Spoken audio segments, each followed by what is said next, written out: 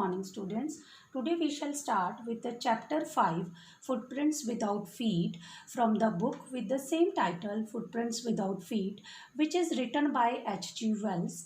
Herbert George Wells was an English writer. He was prolific in many genres, writing dozens of novels, short stories, and works of social commentary, satire, biography, and autobiography.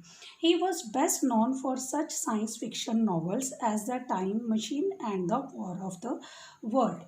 So students, the title Footprints Without Feet, it indicates that this story is about an invisible scientist whose footprints can be seen but his feet are unseen.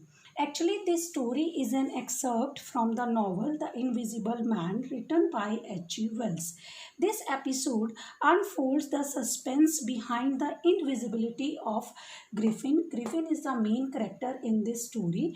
He was a scientist who misuses his ability to make himself invisible. The episode describes the misdeeds of Griffin and the numerous ways in which he causes troubles to others. It also describes the reaction of innocent people of Iping to the strange phenomena of invisibility of a human being. So let's proceed with the summary of the chapter.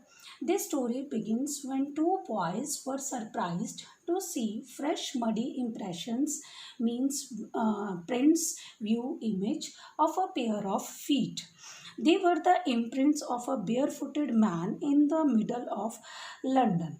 The boys followed the footprints but could not see the person who was leaving them behind. Still, they kept following till the muddy impressions grew fainter and eventually disappeared. These astonished boys were actually following a scientist named Griffin who had made a series of experiments that led to the invention of some drugs which could make a man's body invisible. Now let's come to the main character Griffin. Griffin was a brilliant scientist but a lawless person, means he was a criminal person. His landlord did not like him and wanted to get rid of him. To take revenge, Griffin set fire to the house, swallowed the rare medicine for invisibility, and became transparent and solid like a sheet of glass. He then undressed himself because the medicine could make his clothes invisible. Having done that, he rushed out of the house to escape being caught. Griffin now was a wanderer without any clothes, belongings, or money.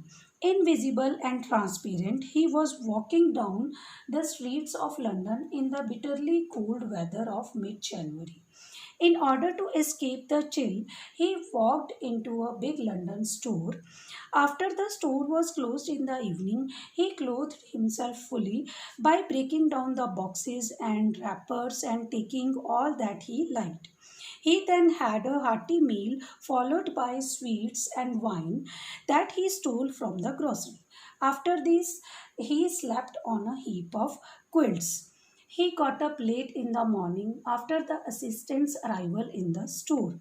On seeing the employees, Griffin rushed out and removed all his clothes to escape successfully under the cover of invisibility. However, without clothes, he was again exposed to the biting winter of cold. He rushed down to the Drury Lane, the hub of London's theatrical world, to get some clothes from a theatrical company that would cover up his face. He entered a shop, went upstairs, and soon came back with a bandaged face and forehead. He wore glasses, whiskers, a false nose, and a large brimmed hat to cover his head. In order to get money, he attacked a shopkeeper from behind and made good his escape after robbing all his money. Griffin wanted to avoid the London crowd, so he boarded a train to a village called Iping. He went to an inn and rented two rooms. Soon, his strange and uncommon appearance made him the talk of villagers. Mrs. Hall is another character, the landlady of the inn. Tried to be friendly with the Griffin, but he ignored her by telling her that he wanted to be alone as he had a lot of work to do.